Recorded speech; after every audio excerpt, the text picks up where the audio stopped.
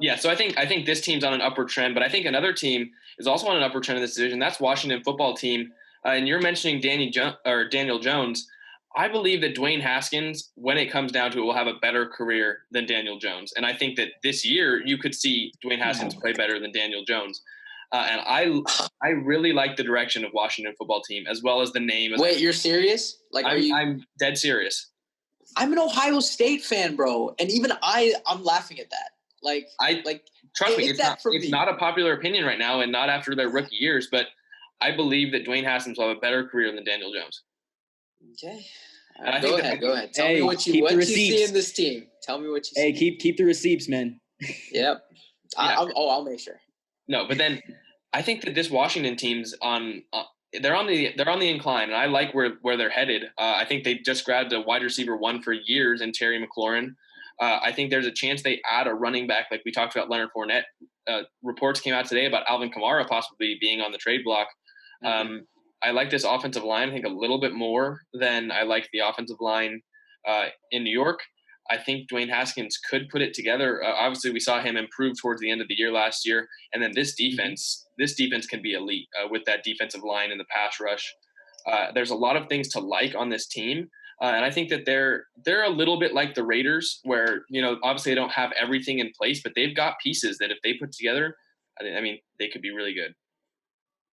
So what's your record for them? Sorry, my record's 5-11, so not so much better. So a good 5-11. I'll say a good 5-11. I think I've got them winning some good games. They're 2-4 in the division.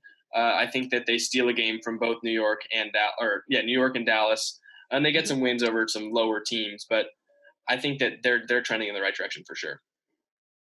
I agree with Jack. I have them going 5-11, and I kind of had to think to myself, what would look like a success this year for the Washington football team? Maybe it's doubling their win total, going 6-10. Dwayne Haskins proving that he's the quarterback of the future. Maybe we want to see McLaurin, Antonio Gandy-Golden, Antonio Gibson. Let's see what they can do. Can they carry this offense? But this team has promise. But I think 5-11 is pretty fair for them. It's just the Redskins, I don't expect them to put together a winning season at all, but I think fans at least want to see steps in the right direction.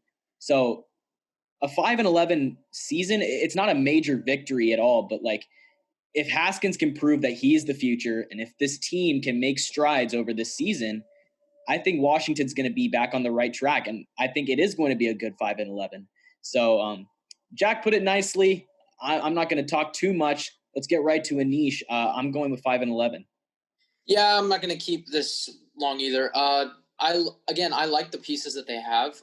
Honestly, I mean, I've seen comparisons where it's like they could have a Niners type leap. I don't know if they do that. Yeah, I know Jack said that, but I don't know if they do that. I think they could potentially, but I think for the Washington football team, it's just how do you basically continue what you've been doing on defense, basically building around. I think Kerrigan now, he's a piece that it's not really a build-around piece. I think Chase Young was a really good pick. Kendall Fuller was another great signing. But what I'm saying is I think it comes down to Dwayne Haskins. Can he really produce? Jimmy G wasn't asked to do much. Dwayne Haskins, a lot is up in the air, especially with their coaching staff. So I'm just going to give my record prediction out. I have them 4-12.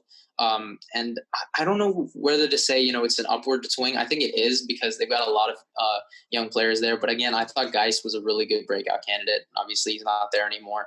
So we know what happened. But I got them beating some teams. I think the Panthers is a game I think they could upset them. I think they split with the Giants as well. I mean, there are some potential upsets that could happen with this team, but I just don't see it this year. Again, 2020, not a lot of things, that could favor a huge upward swing. So I think 4-12 is what I'm looking at here. But don't sleep on Terry McLaurin. I think he's going to establish himself as a top 15 receiver.